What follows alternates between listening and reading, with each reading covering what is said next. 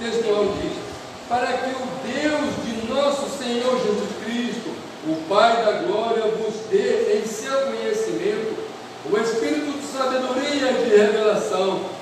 No livro de Efésios, capítulo 1, versículo 17, a verdade prática diz: a vocação do crente inclui a herança de preciosas riquezas conferida aos eleitos pela grandeza do poder de Deus. A leitura bíblica em classe está no mesmo livro da carta aos Efésios, no capítulo 1, do versículo 15 ao versículo 23. Diz: pelo que, ouvindo eu também a fé que entre vós há no Senhor Jesus e o vosso amor para com todos os santos, não cesso de dar graças a Deus por vós, lembrando-me de vós nas minhas orações, para que o Deus de nosso Senhor Jesus Cristo, o Pai da glória, vos dê seu conhecimento, o espírito de sabedoria e de revelação, tendo iluminado os olhos do vosso entendimento, para que saibais qual seja a esperança da sua vocação e quais as riquezas da glória da sua herança dos santos, e qual a sobreexcelente grandeza do seu poder sobre nós, os que cremos, segundo a operação da força do seu poder, que manifestou em Cristo, ressuscitando os mortos e pondo à sua direita nos céus, acima de todo principado e poder e potestade e domínio e de todo nome que se nomeia, não só neste século, mas também no vindouro.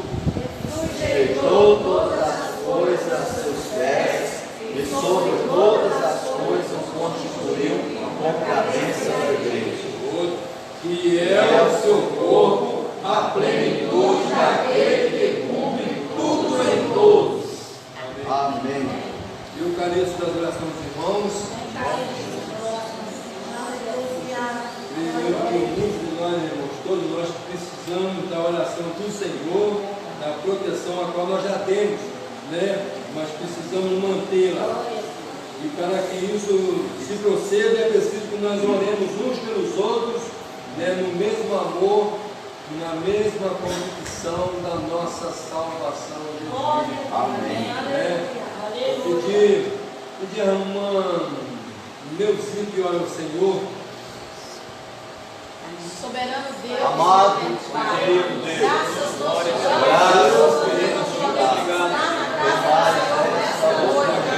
Senhor, te louvamos por cada vida que o Senhor trouxe. Nós pedimos ao Senhor que nós possamos sair daqui, meu Deus, aprendendo mais um pouco da palavra do Senhor. Meu Deus, que o Senhor possa direcionar todas as coisas nesta noite, que nós possamos, meu Deus, trazer para as nossas vidas aquilo que for ensinado nesta noite. Nós te adoramos e te pedimos no nome de Jesus. Nossa palavra do final e o tema do nosso culto.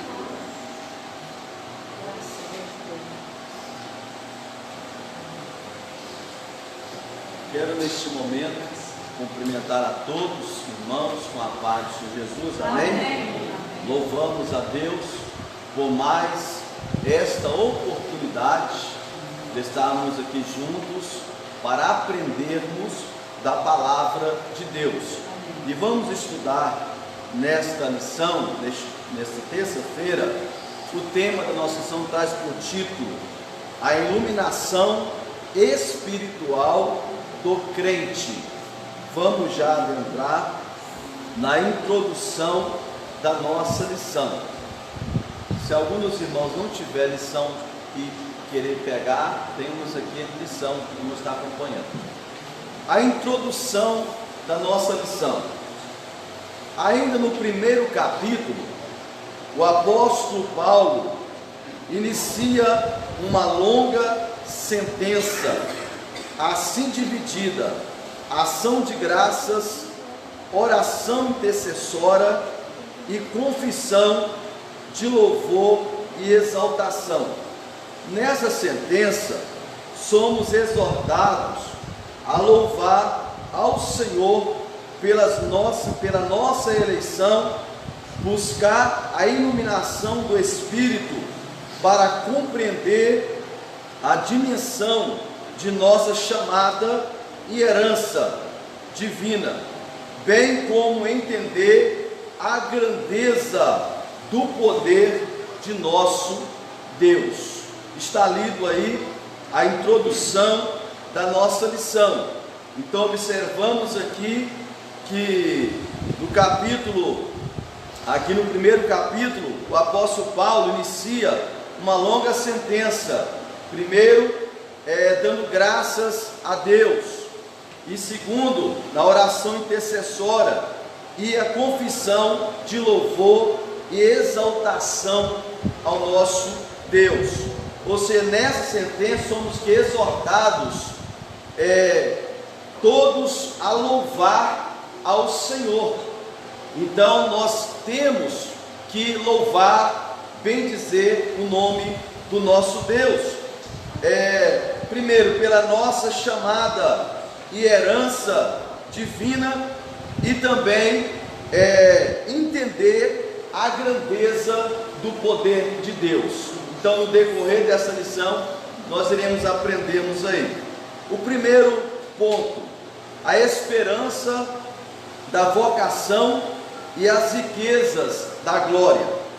O apóstolo ensina que os salvos precisam ser iluminados para compreenderem quais são a esperança da vocação e as riquezas da glória da sua herança.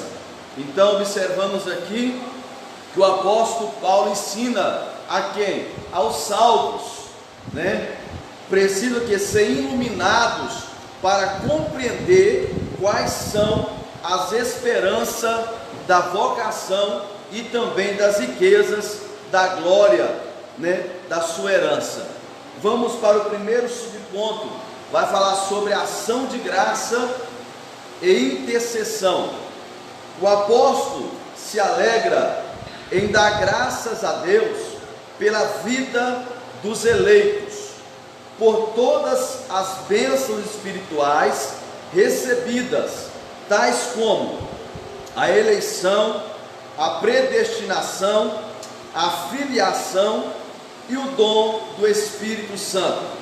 Ele intercede para que seja concedido aos seus leitores o espírito de sabedoria e de revelação.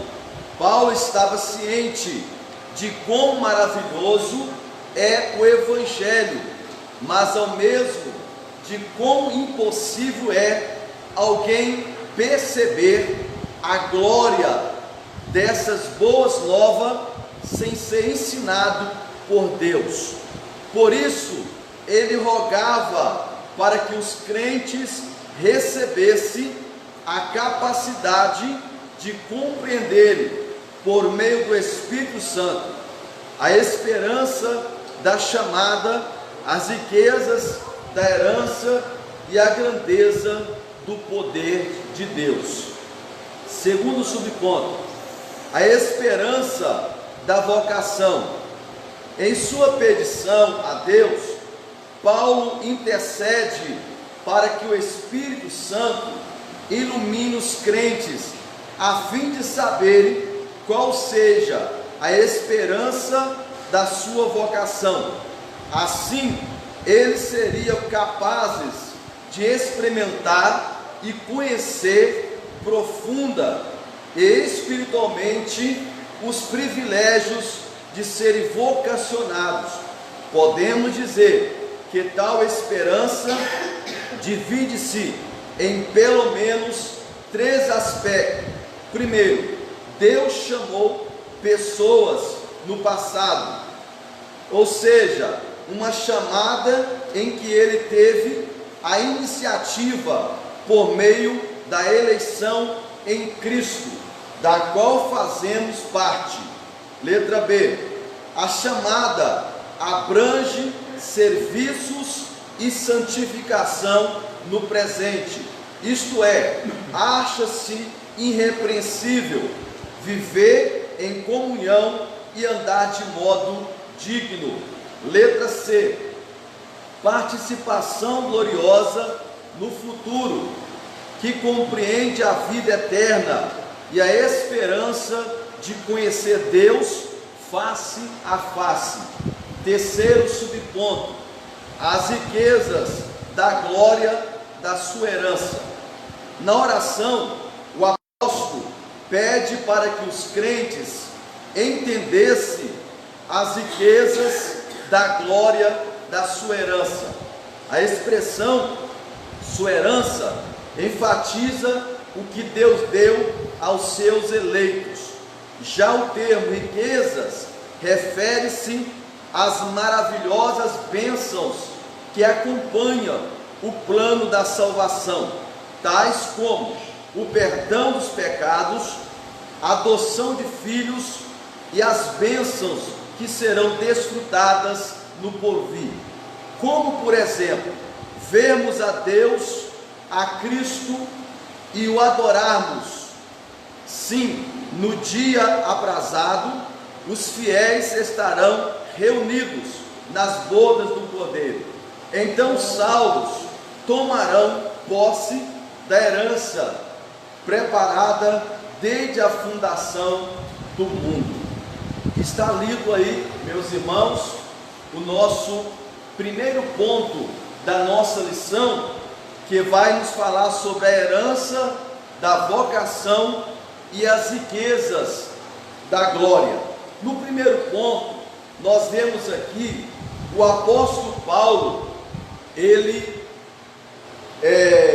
se alegrando e dando graças a Deus pela vida dos eleitos e por todas as bênçãos espirituais recebidas, como já falamos aqui, tais como eleição, ou seja, como escolha, a predestinação. Paulo está dizendo aqui, dando graça pelo privilégio deles poder estar fazendo parte dessa predestinação. E observamos também aqui a filiação e o dom do Espírito Santo. Então o apóstolo Paulo dando ação de graças ao nosso Deus por essas bênçãos recebidas. E por fim, Paulo também, ele intercede para que seja concedido aos seus leitores o espírito de sabedoria e de revelação. Ou seja, Paulo estava ciente de quão maravilhoso é o Evangelho, mas o mesmo de quão impossível é alguém perceber a glória dessas boas novas sem ser ensinado por Deus, E por isso ele rogava para que os crentes recebessem o quê? Recebessem uma capacitação, uma capacidade de compreender por meio do Espírito Santo a esperança da chamada, as riquezas da herança e a grandeza do poder de Deus.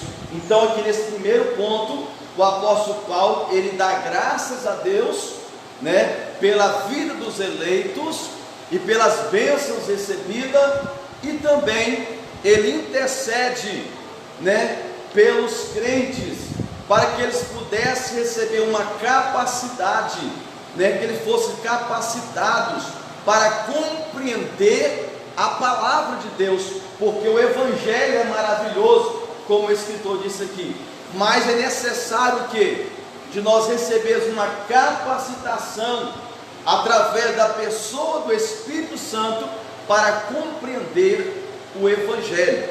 O segundo subponto, a esperança da vocação.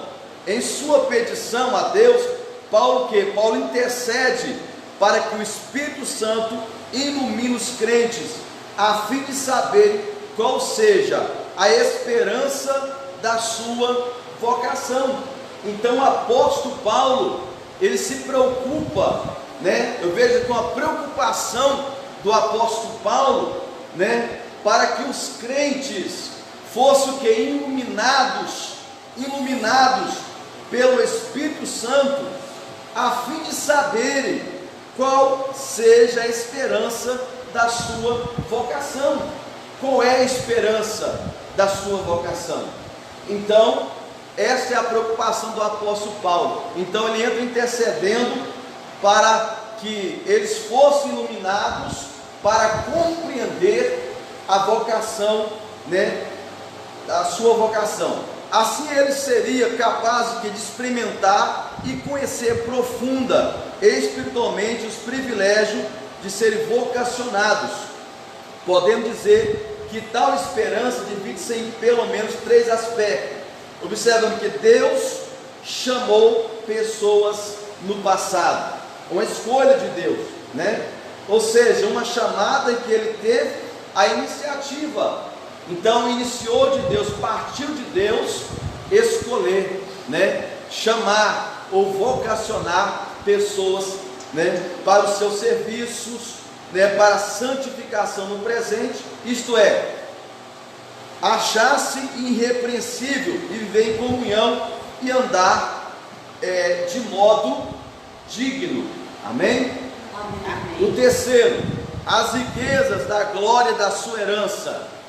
Nós aprendemos aqui que na oração o apóstolo pede para que os crentes entendessem as riquezas da glória da sua herança. A expressão sua herança enfatiza o que, meus irmãos? O que Deus deu aos eleitos, E as riquezas refere-se às maravilhosas bênçãos que acompanham o plano da salvação.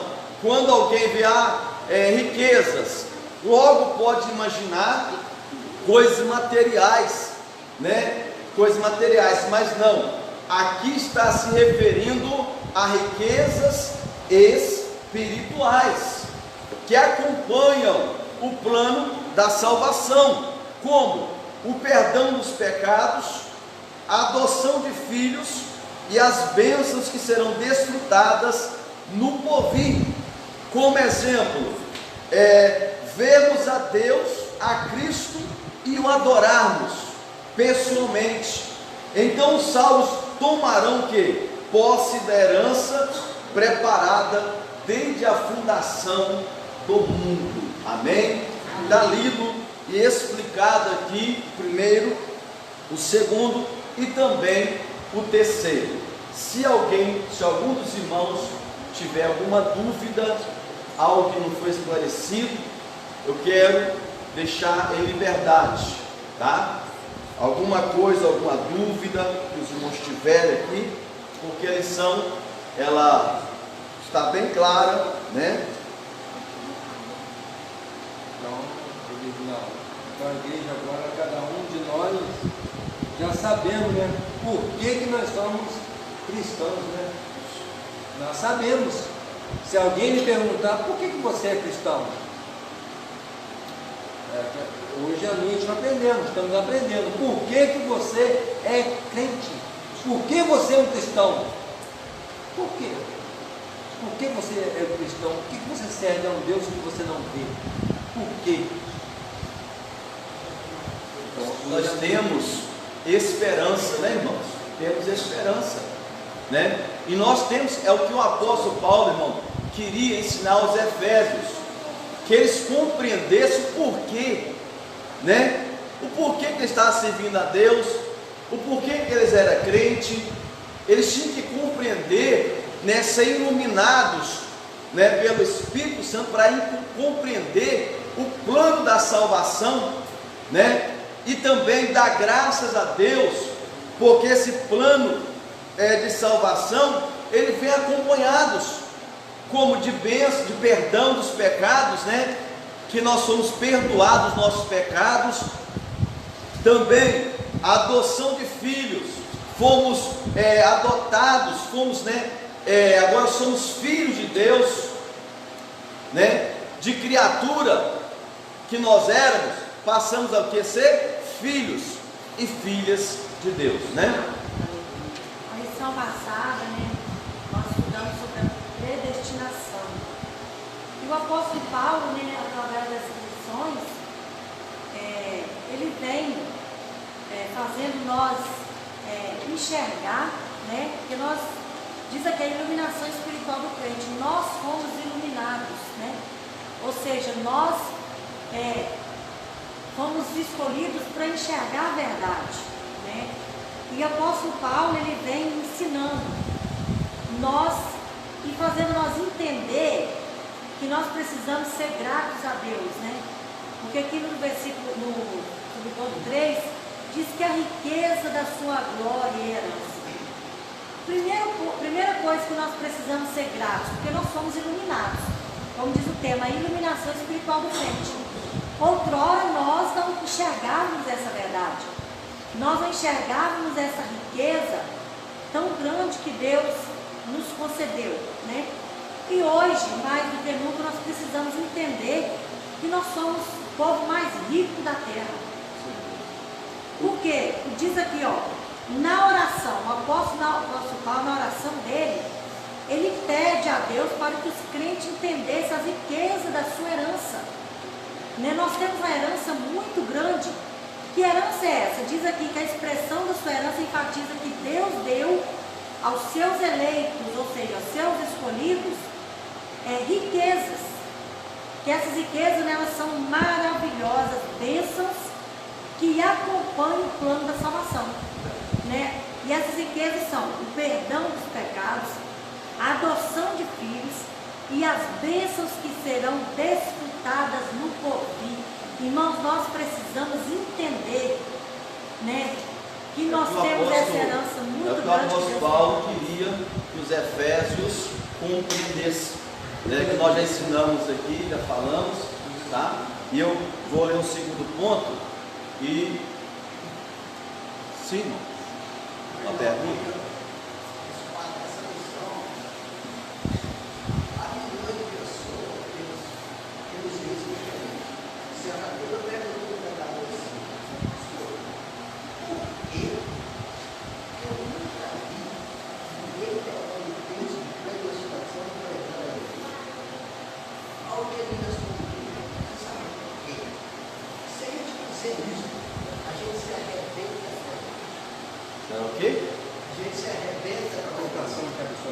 Depende da colocação que for, irmão. Porque predestinação, tem pessoas que tem, já nós ensinamos isso aqui, vamos falar só um pouquinho para passar para o segundo ponto, né, porque a lição não está focando muito, esse assunto já falou aqui um pouquinho.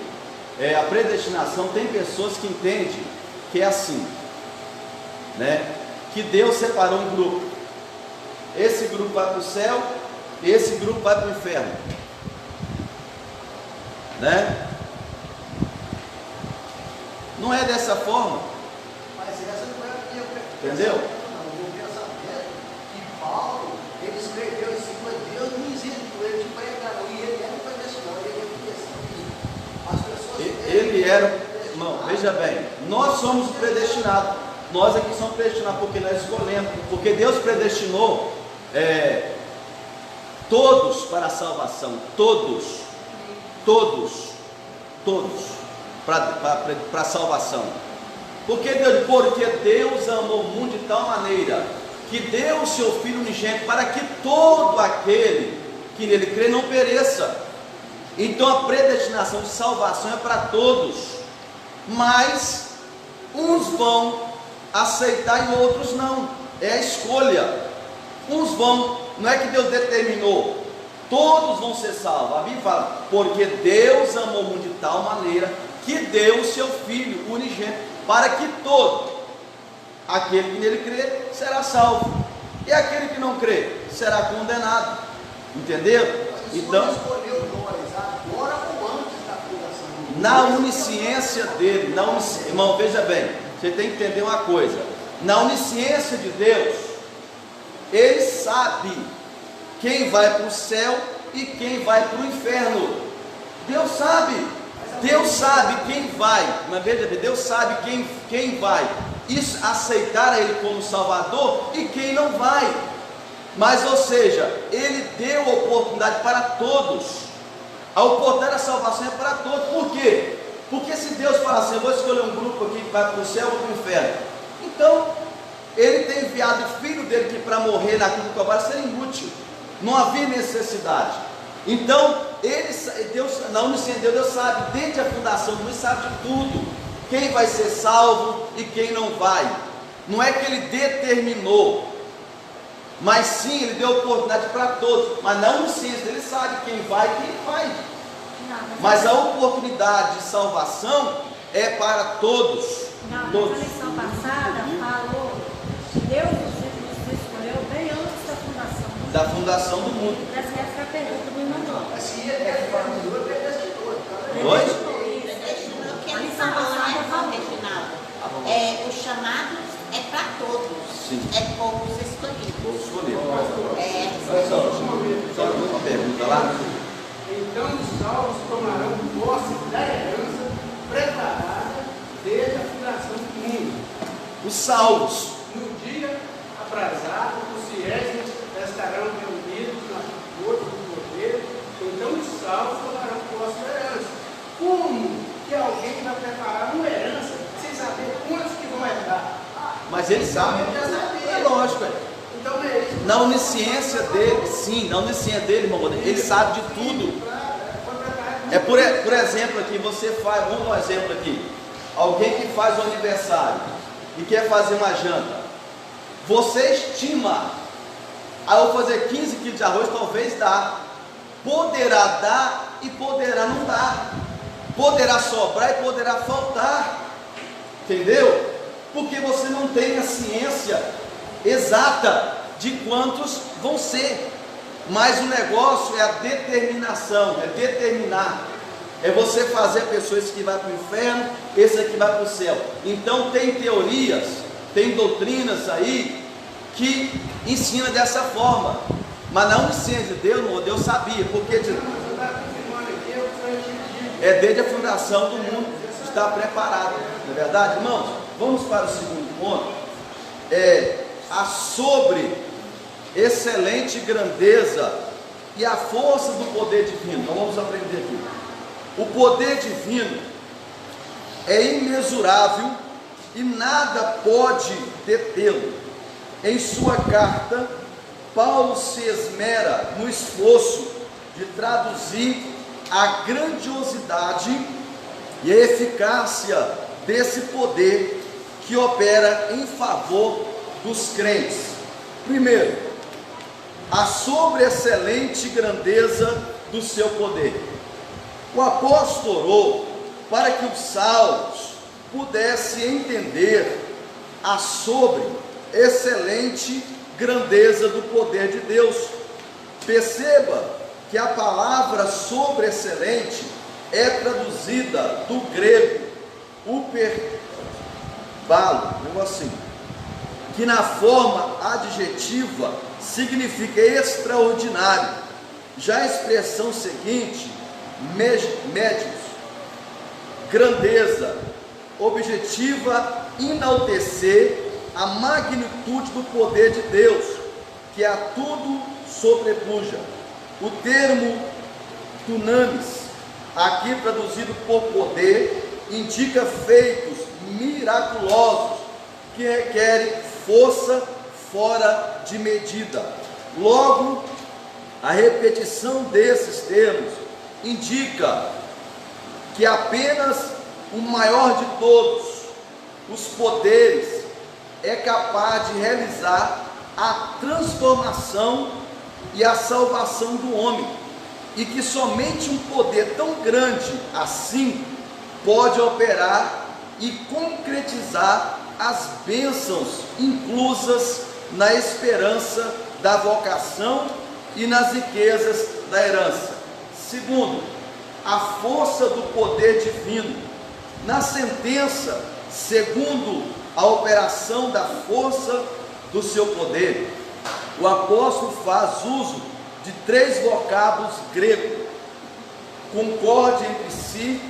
Primeiro, a palavra operação, que é traduzida de energia, e também significa eficácia, sinalizando a ideia de poder em atividade.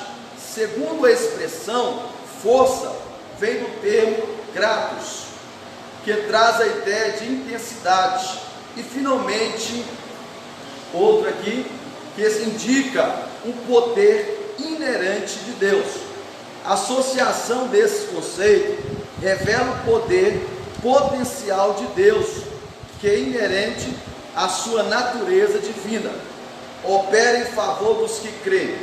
Para aprofundar essa impressionante descrição, Paulo apresenta 3 exemplos irrefutáveis da força desse poder. Primeiro, a ressurreição de Cristo, sua ascensão à direita de Deus, os céus, sua elevação acima de todo o domínio. Então, o que está lido, esse segundo ponto, vem nos falar sobre a excelente grandeza e força do poder divino. Então nós aprendemos nesse segundo ponto aqui, que não existia outro poder, né? Não teria como o homem por si próprio, mais que ele fosse um homem poderoso, né? Que ele tivesse força, né? Ele não conseguia essa transformação de um homem, né? Apenas o poder de Deus, o poder divino, é capaz, né, de transformar e salvar o homem, somente através do poder de Deus. E Paulo, no segundo ponto aqui, destaca 3 exemplos irrefutáveis, que é a primeira, a ressurreição de Cristo, né? Nenhuma pessoa, nenhum ser humano pode não ter esse poder de dar vida, de ressuscitar alguém. Somente Deus tem um poder, como ao terceiro dia ressuscitou a Cristo. Segundo, sua ascensão à direita de Deus nos céus, e sua elevação acima de todo o domínio. Então todo o poder foi dado ao nosso Senhor e Salvador Jesus Cristo. Alguns dos irmãos, medite, quer dar um parecer também. Uma pergunta, irmãos? Não, mais uma vez ele está falando aqui, ó, uma coisa que a leitura em si, irmão, ela é, se nós lermos e só ouvir as letras juntadas, se formando palavras e se associando e fazendo leitura, não, é preciso nós pararmos para analisarmos a força do poder divino, a força do poder de Deus, como que ela agiu na minha vida. É preciso que eu pare quem eu era antes e quem eu sou hoje. E quem são as pessoas que são hoje e partem da mesma maneira que são, ouvindo a pregação do Evangelho. Olha como que essa graça maravilhosa, ela nos alcançou. Olha a misericórdia de Deus. Não é porque nós é bonzinho, não. Eu acho que aqui não tem ninguém aqui bonzinho, não. Tem? A gente tem, não. Todo mundo aqui já apontou bastante no passado, né? Já fizemos coisas terríveis, que se a gente for ver, analisar, não era digno de estar dentro de uma casa, chamada casa de oração, santificada, consagrada para adorar o Deus vivo, não. Então por aí a gente já analisa a eleição, a predestinação. Eu sou eleito, sou predestinado a morar no céu. Então eu tenho que fazer o quê? De preservar essa salvação.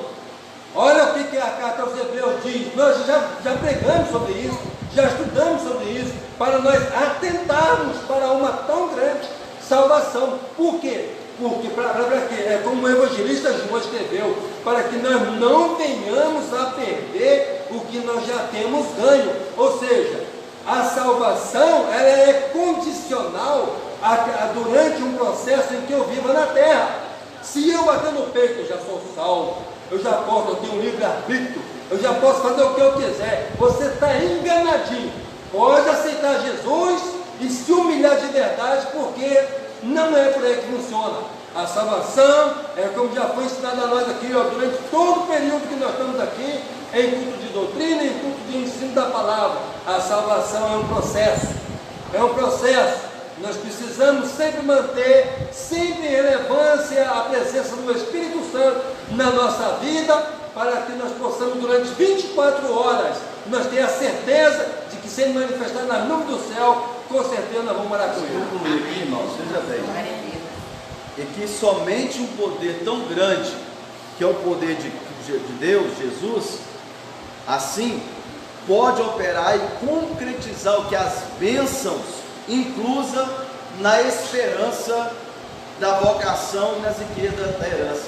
Então, somente através do poder de Cristo, né, que pode operar e concretizar as bênçãos, né, inclusa na esperança e da vocação. Vamos para o terceiro ponto. Eu quero ministrar aqui, irmão, e se os irmãos tiverem dúvida, né, os irmãos podem perguntar, tá? Para não ficar cansativo, né? Eu leio aqui, aí eu explico, aí toda a pessoa lê o mesmo texto, a mesma explicação.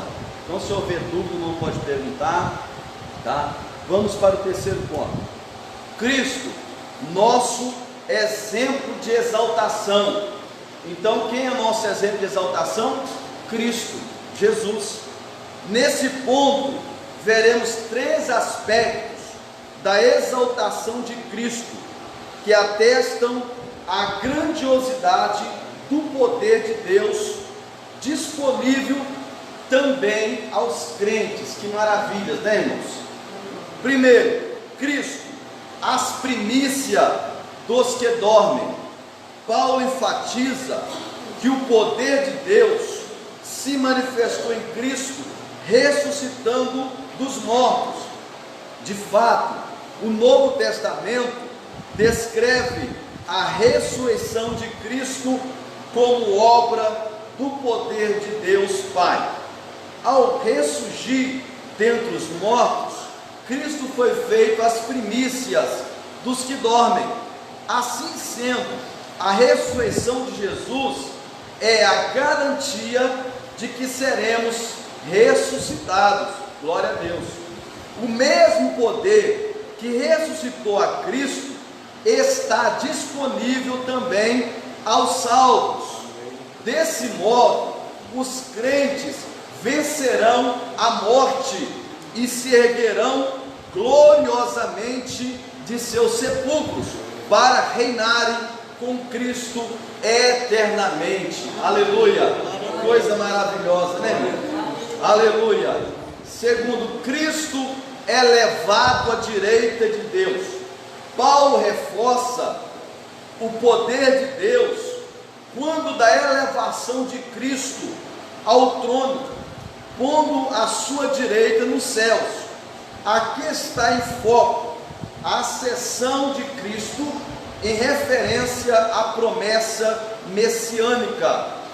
O grau de exaltação para uma posição de honra e autoridade indica o completo triunfo de Cristo sobre o pecado e as forças do mal. Esse triunfo também está assegurado aos salvos e endossa nossa participação na vida celestial, conforme indica a expressão: nos fez assentar nos lugares celestiais. Assim, tanto a ressurreição como a ascensão de Cristo são obra do poder do Pai. Terceiro, Cristo exaltado sobremaneira. Nesse ponto, Paulo ensina que o poder de Deus exaltou Cristo acima de todo principado e poder, e potestade e domínio, e de todo nome que se nomeia. Significa que ele foi exaltado acima de toda eminência do bem e do mal, e de todo título que se possa conferir nessa era e também no porvir. O resultado desse triunfo traz duplos benefícios para a igreja. Vamos ver quais? Primeiro, que Deus fez Cristo o cabeça da igreja. Aleluia. E segundo, que Deus designou a igreja para ser a expressão plena de Cristo. Isso significa que nenhum poder pode prevalecer contra a igreja do Senhor. Glória a Deus. Maravilha, né? Mas terceiro ponto, como os demais, é muito maravilhoso. Nós aprendemos aqui, nesse primeiro ponto, que Cristo, a primícia dos que dormem. Ou seja, quando Cristo morreu na cruz do Calvário, Deus, ao terceiro dia, o ressuscitou, né, dentre os mortos. E podemos observar que essa exaltação de Cristo, que atesta a grandiosidade do poder de Deus, está também disponível também aos crentes, porque assim como Deus ressuscitou a Cristo, né, ao terceiro dia, esse mesmo poder, ele também vai ressuscitar aqueles que dormem em Cristo Jesus. Serão o quê? Ressuscitados também. Amém? Amém. O mesmo poder que ressuscitou a Cristo está disponível também aos salvos. Desse modo, os crentes vencerão também a morte, irmão. Que coisa maravilhosa, né? Muitas pessoas têm medo da morte, mas os salvos, eles vão vencer a morte. Quando é que eles vão vencer a morte? Quando eles ressuscitar. Amém? Quando eles ressuscitar, eles vão vencer a morte e se erguerão gloriosamente de seu sepulcro para reinarem com Cristo eternamente. Aqueles que morreram em Cristo ressuscitarão, né, de forma gloriosa para reinar com Cristo eternamente. Cristo é levado à direita de Deus, né? Paulo aqui reforça que o poder de Deus, quando a elevação de Cristo ao trono, pondo à sua direita os céus. Aqui está em foco a ascensão de Cristo em referência à promessa messiânica.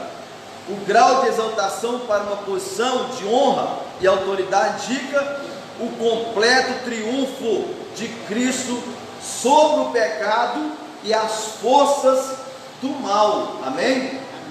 E esse triunfo também está assegurado aos salvos. Está assegurado também para os salvos. O terceiro ponto, Cristo exaltado sobremaneira, né? Isso aqui é uma coisa maravilhosa, que Paulo ensina que o poder de Deus exaltou Cristo acima de todo principado e poder e potestade e domínio e de todo nome que se nomeia. Significa que ele foi exaltado acima de toda eminência do bem e do mal. Então observamos aqui que ele foi exaltado sobre todos. O domínio está na mão dele. E segundo que Deus, podemos observarmos também aqui, o resultado desse triunfo. O resultado do triunfo de Cristo nos traz o quê? Benefícios, irmãos, maravilhosos. O primeiro benefício maravilhoso é o quê? Que Deus colocou Cristo como cabeça da igreja, irmão. Olha que coisa maravilhosa. Deus colocou, pelo seu poder, ele colocou Cristo como cabeça da igreja. Um corpo, irmão, sem a cabeça, ele não vai em lugar nenhum. Ele não consegue. Ele não consegue mover, ele fica sem o quê? Sem direção. Ele fica sem saber se vai para frente, se vai para trás, ele não tem como. Então, o benefício maravilhoso de nós saber que Cristo é o cabeça da igreja. E por segundo, que Deus designou a igreja para ser a expressão plena de Cristo. Isso significa o quê? Que nenhum poder pode prevalecer contra a igreja do Senhor, irmão. Então, nós estamos aprendendo aqui nessa lição que os benefícios que nós temos, né? Algo maravilhoso de nós compreender e entendermos o que a igreja é o corpo e que Cristo é o cabeça desta igreja. É Ele, né, que vai nos direcionar.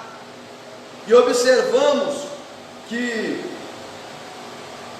Deus designou a igreja para ser a expressão plena, irmã Edith, aqui, então a palavra aqui é a expressão plena de Cristo. Completo, né? Hã? Todo completo, né? Tudo baseado em Cristo, pleno. Tudo, né? Baseado em Cristo. Então observamos agora, e dessa forma, né, podemos observar que o mal, que nada pode prevalecer contra a igreja do Senhor Jesus. Amém. Tem alguma dúvida, os irmãos, tendo esse terceiro ponto que foi explicado aqui? Cristo, nosso exemplo de exaltação, né? Algo maravilhoso, esse terceiro subponto, né? Que nós possamos orar a Deus, como o apóstolo Paulo aqui orou, né, pelos Efésios, que nós possamos buscar de Deus, irmão, uma iluminação, né, do Espírito Santo, a capacidade de compreender o plano da salvação, para que nós possamos compreender a nossa vocação, para que eu fui chamado, para que eu fui vocacionado por Deus, para você compreender. E também, uma vez compreendendo, você vai ter a oportunidade de desfrutar desses maravilhosos privilégios que o Senhor Deus nos tem concedido.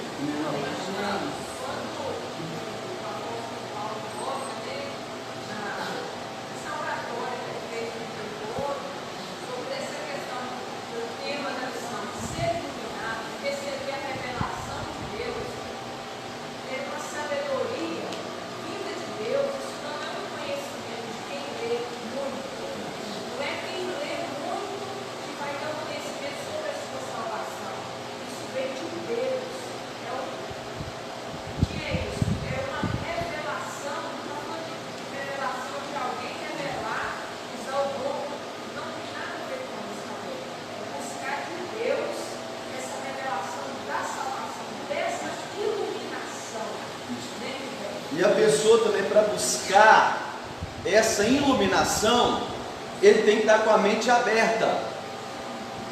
Ele não pode ter opinião formada. Não pode. Porque senão ele não vai entrar na cabeça, a mente vai ficar fechada. E o Espírito Santo não vai conseguir, não vai iluminar a mente, porque está fechada. É a mesma coisa você me perguntar, o que você acha de ir em tal lugar ser assim? E eu disser para você, não vai, porque não vai dar certo. Mas na sua mente já está tudo formulado. Você vai. Você me perguntou para perguntar, só para tomar meu tempo. É a mesma coisa, a pessoa pede um conselho, eu vou comprar um carro, pastor, o que o senhor acha? Né? É assim que o senhor acha? Me dá um conselho aí. Né? A gente está dando um conselho, mas na mente dele, se ele está com opinião, eu vou comprar um Gol. E eu disse, não compra um Gol não, pai, compra um Voyage, ou compra um Fit Uno, vai ser melhor para vai te atender melhor. Mas no final, na fritada dos ovos, vai comprar um Gol. Ele não vai comprar aquilo que eu dei um conselho que vai ser melhor para ele, porque a opinião está formada. Então, quando nós oramos, buscamos a Deus, ilumina minha mente, abra minha mente, para me compreender a tua palavra. Você tem que estar com o coração aberto. Você tem que estar o que? Disposto, né? Se for necessário, você dá um passo atrás. Você entender que não é do seu jeito, como você pensava, como você achava. Amém? Essa expressão aqui, ó, é muito importante explicar, porque às vezes a gente passa por cima e às vezes a pessoa está sem compreender. Porque essa expressão, Cristo, as primícias do que dorme, ou seja, que ele foi o primeiro a ressuscitar. Morreu e ressuscitou. Então esta, como diz a lição, é a nossa garantia. Se ele ressuscitou dos o mesmo poder, né? Nós também seremos. Porque o mesmo poder que o Pai teve para ressuscitar Cristo, né, é o mesmo poder que Ele tem para nos ressuscitar também. Não é isso, irmãos? Amém. Pastor, mas eu queria falar aqui, ó.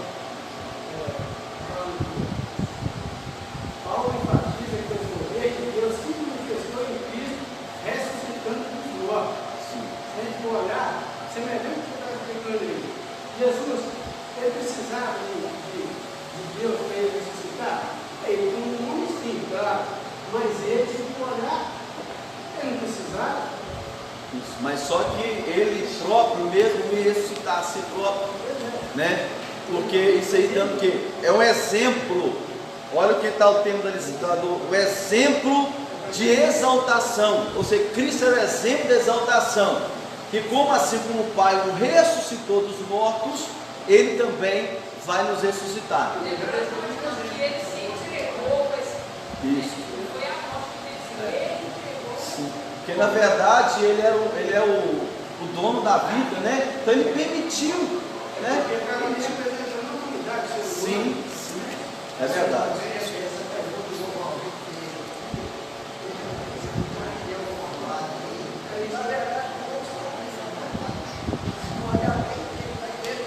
Mas a opinião formada, irmão João, tem que estar embasada na Bíblia, na palavra.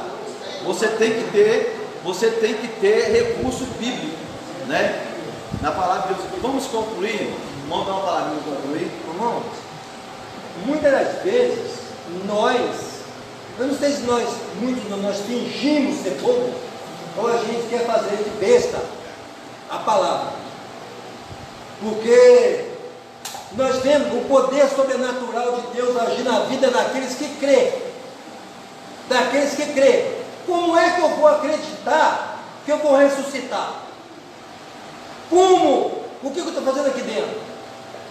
Como é que eu vou acreditar? O poder sobrenatural de Deus precisa estar na minha vida, para me poder saber que Ele um dia veio e morreu e ressuscitou. Não é meramente pegar e ler a Bíblia. A Bíblia aqui, ó, ela diz que é sagrada. Ler um livro e dizer, diz que a Bíblia é sagrada, e não acreditar que daqui existe essência, existe poder nenhum. Não adianta. É melhor sair da igreja. É melhor sair da igreja e vai para o boteco. Porque se você é crente chamado por Deus, é para servir a Ele, é para acreditar nele, crer nele, que Ele é Deus, que Ele é Senhor. O poder sobrenatural de Deus é preciso estar em nós, para que possamos crer que naquele grande dia Deus ressuscitará os salvos em Cristo Jesus, como Ele ressuscitou, para que nós um dia possamos gozar daquilo que nós cremos hoje. O que é que nós cremos hoje? É aquilo que o apóstolo Paulo falou na carta aos 2 Coríntios. Ele escreveu: eu fui ao céu, eu vi coisas maravilhosas, eu vi coisas inefáveis. Será possível que um apóstolo Paulo mentiria? Eu estou seguindo um evangelho de mentira? Não estou seguindo um evangelho de mentira.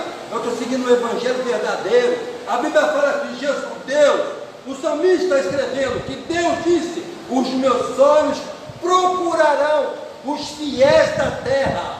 Não é fulano, Beltrano, não existe esse negócio de a gente ficar perdendo tempo. Eu sou predestinado. Será que você é? Você é nada, você é eleito? Não sei. Aqui, ó, a igreja é eleita. Qual que é a igreja que é eleita?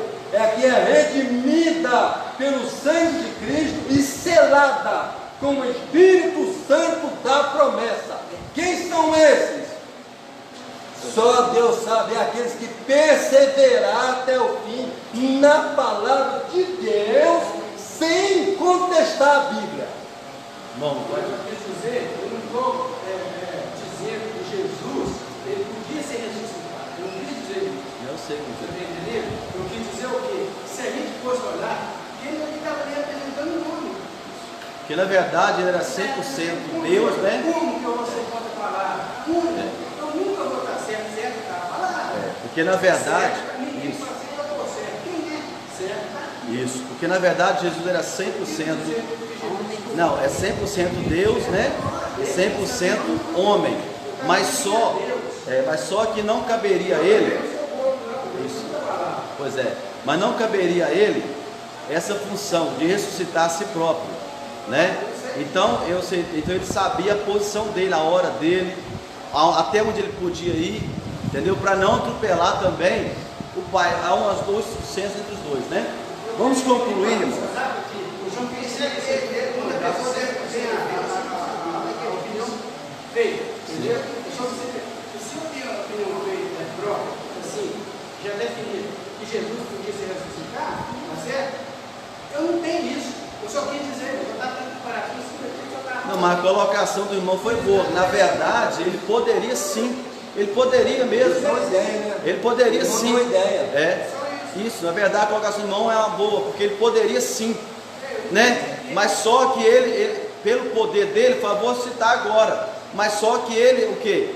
Ele esperou a vez de quem? Do Pai, né? Não é o Pai que vai ressuscitar, é pelo poder do Pai. Então vou esperar o meu momento, porque Jesus sempre mandou em comunhão, em concordância. O Pai, o Filho e o Espírito Santo sempre andam em concordância. Ninguém atropela o outro, ninguém.